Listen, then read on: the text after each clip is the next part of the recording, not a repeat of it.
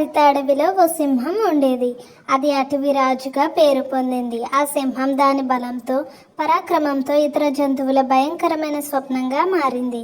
అది తన గుహలో నివసిస్తూ అప్పుడప్పుడు వేటకు బయలుదేరేది. అయితే కాలక్రమేణా వృద్ధాప్యం దాపురించింది.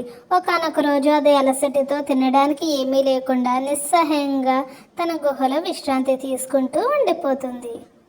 అప్పటికే సింహం వేటకు వెళ్ళే శక్తి కోల్పోయింది. అయితే తన అహంకారాన్ని విడిచిపెట్టలేదు. నేను ఈ అడవికి రాజును, నా సహాయం లేకుండా ఎవరు బతకలేరు అని గర్వంగా అనుకుంది. కానీ వాస్తవం వేరే.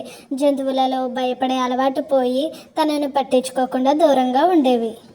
ఒకరోజు చిన్నగా కనిపించే ఎలుక ఒక గుహలోంచి బయటకు వచ్చి తడుముకుంటూ సింహం ఉన్న ప్రదేశానికి వచ్చింది. అది ఆకలితో వణికిపోతూ ఎక్కడైనా తినడానికి ఏమన్నా ఉందేమో వెతుకుతూ గుహలోకి ప్రవేశించింది. సింహం అక్కడ పడుకున్నట్లుగానే ఉండి తన కళ్ళను కొద్దిగా తెరిచింది. ఆ ఎలుకను చూసి దాన్ని పట్టుకుని తినాలని అనుకుంది. కానీ అదే సమయంలో ఎలుక తన చిన్న తాలూకెళ్లను సింహెదుట జోడించి వేడుకుంది. ఓ రాజా, నాకు ప్రాణదానం చేయండి. నేను చిన్నపాటి జీవిని, నన్ను వదిలేస్తే మీకు ఎప్పుడైనా సహాయం చేసిన వాడనైపోతాను అని ఎలుక భయంతో చెప్పింది. సింహం దానిని విని ఘనంగా నవ్వింది. నీలాంటి చిన్న జంతువు నాకు ఎలాంటి సహాయం చేస్తుందో?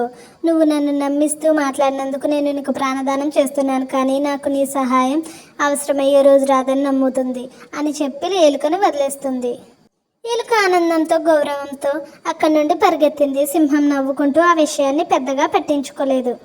కొన్ని రోజుల తర్వాత సింహం అడవిలో తిరుగుతూ మెల్లగా వేటకు ప్రయత్నించింది. అయితే ఆకలితో అలసిపోయిన సింహం ఓ వేటగాళ్ళ పన్నాగంలో చిక్కుకుంది.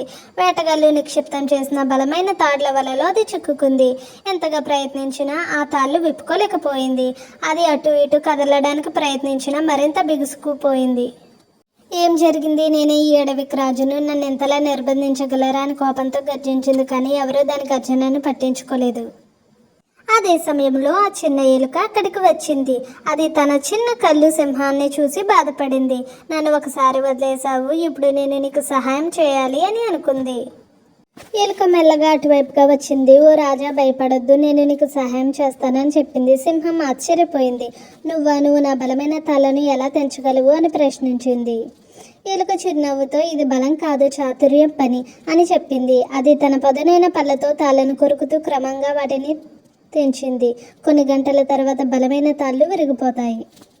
సింహం మెల్లగా లేచి తన బంధనాల నుండి బయటపడింది. అది ఎలుక వైపు చూస్తూ, నువ్వు నా ప్రాణాలను రక్షించావు, నేను నీ సామర్థ్యాన్ని తక్కువ అంచనా వేశాను అని అన్నది. ఈ రోజు నుండి సింహం ఎలుకను తన మిత్రుడిగా భావించింది. అడవిలోని ఇతర జంతువులకు ఇది ఒక గొప్ప బుద్ధి కావడం జరిగింది. ఎలుక తన చిన్న శరీరంతో తాను కూడా ఏదో ఒక రోజు పెద్ద పని చేయగలదని నిరూపించింది.